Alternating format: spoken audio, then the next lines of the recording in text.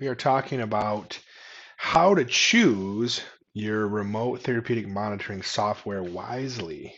Again, for those who don't know me, my name is Dr. Andrew Gorecki, physical therapist, private practice owner, and owner of MovementRX, the best remote therapeutic monitoring software around.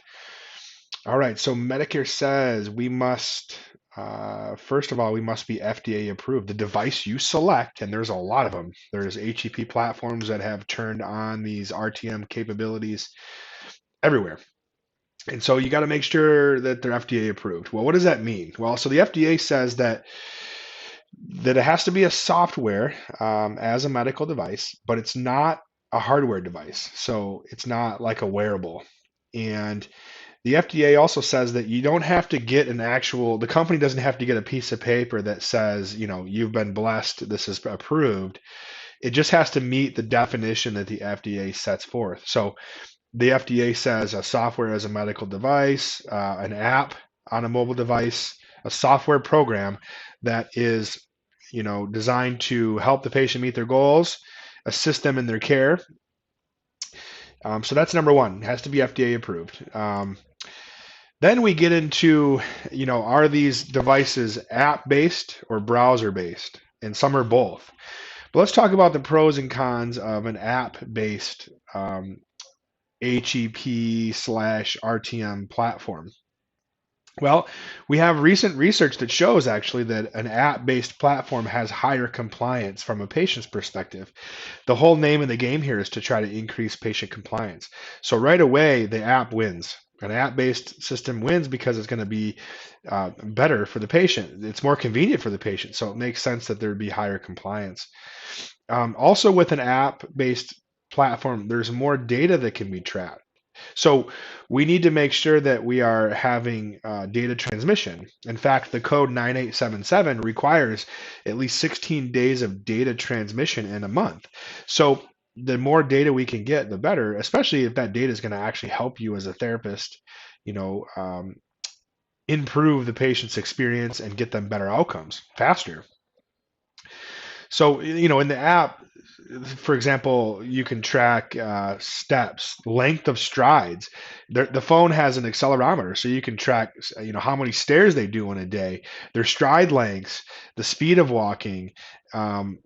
You can track other things too, like heart rate. Those are things that might not really matter or involve or help the patient from a musculoskeletal standpoint. Maybe they do. But the app has a lot more data that can be tracked. In fact, MovementRx, the app that I own, that tracks pain level. So it's self-reported pain level. It tracks steps, stride length, stairs, and of course, video views, if the patient's actually watching their home exercises, each day and how many times a day and all that good stuff.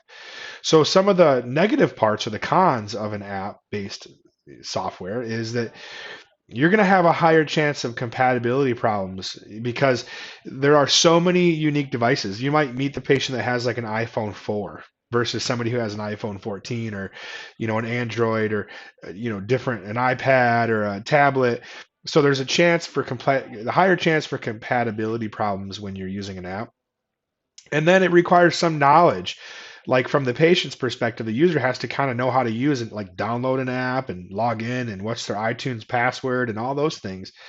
It's not iTunes anymore. It's the Apple Store or the Google Play Store passwords. And it typically is going to require the staff to help them maybe more with a setup. Now, keep in mind, whether it's an app or a browser-based part of remote monitoring, the first code 98975 requires that you've set up and educated the patient. So there's setup and education that should be occurring with no matter what type of device this is or software this is. But typically the browser-based is going to require, or the app's going to require a little bit more than a browser-based. Now let's get into the browser-based. So what are the pros what are the benefits of a browser-based platform? Well, again, I think the number one thing is less likely to have compatibility issues. It's going to be now the cons. It's interesting when you think of compatibility. Well, if you're using a browser, most people that are accessing a website, they're doing it from their phone. So they're using their device anyway. So now you get into this like compatibility issue where is the browser that you're looking at, the web pages, are they modified and made to be looked at on a device?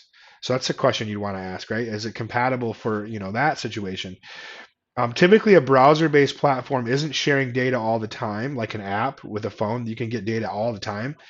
A browser is typically going to require a login, so it's going to be harder to get that data. And then usually the patient's going to set it up at home without support. So, that's ideally, I would say that if you can get a system that is both a browser and an app, it's a hybrid. That's what MovementRx is. It's a hybrid. So the patient can use both, the provider can use both. Most patients are using it on an app. All right. So the next thing you want to think about when you're selecting the type of HEP/RTM software is it based is it the library? Is there a library that's there of home exercise program videos or pictures, or is it tailor-made custom solutions, right? So let's talk about the library idea. So library HCPs have been around a long time, and typically the benefits, I guess, would be there's less thinking from the therapist standpoint.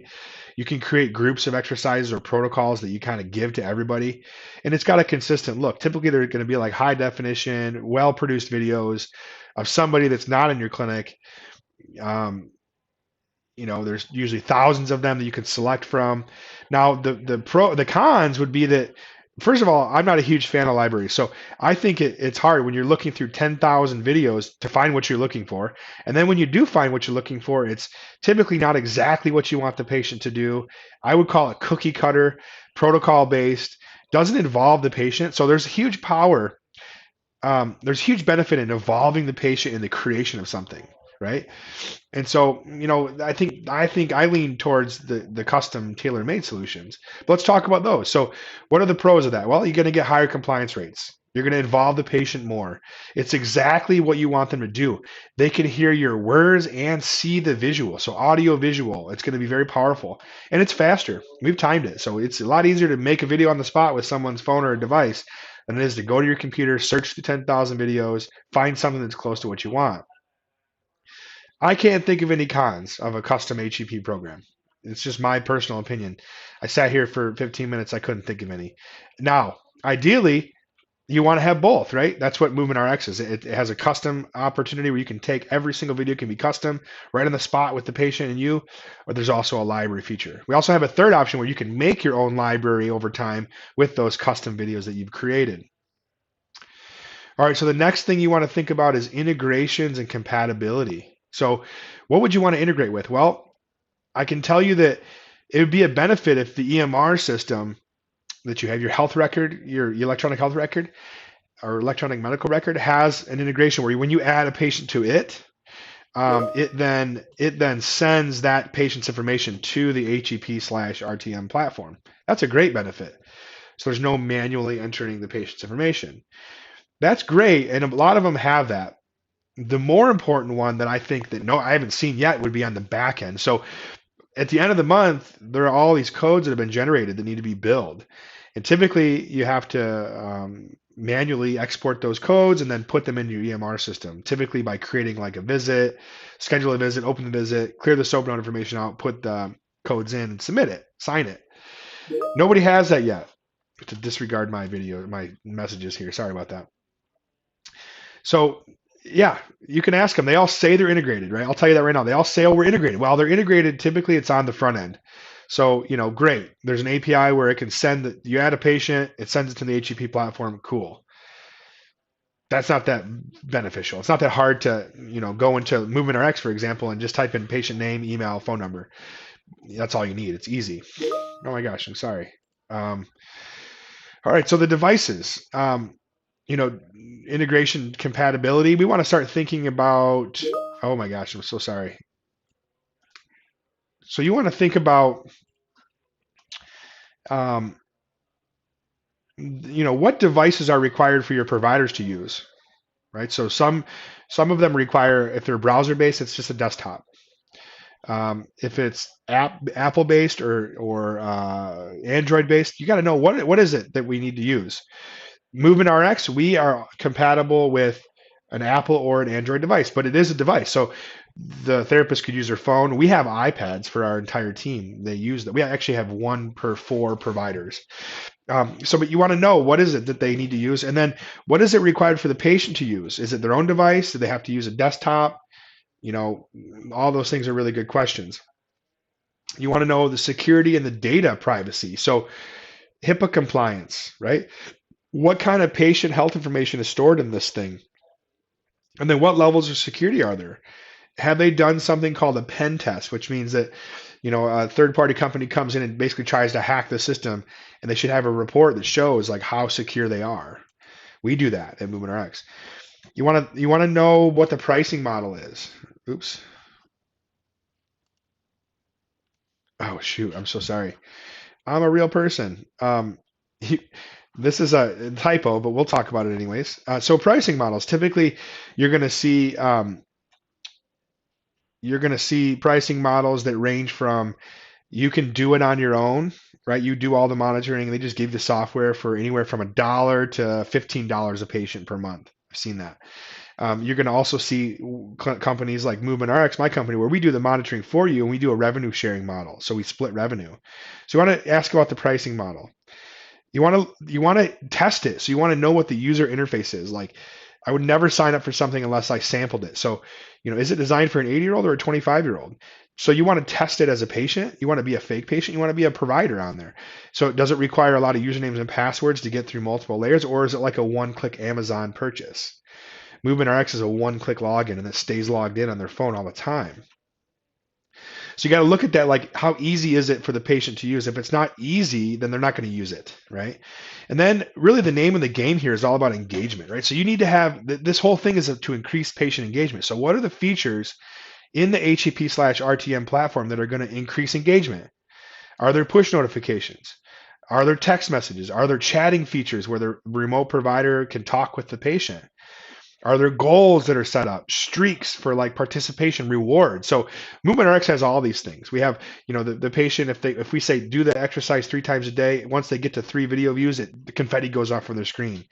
There's streaks and goals. There's push notifications every day at 1 o'clock that go off to remind the patient to do their thing.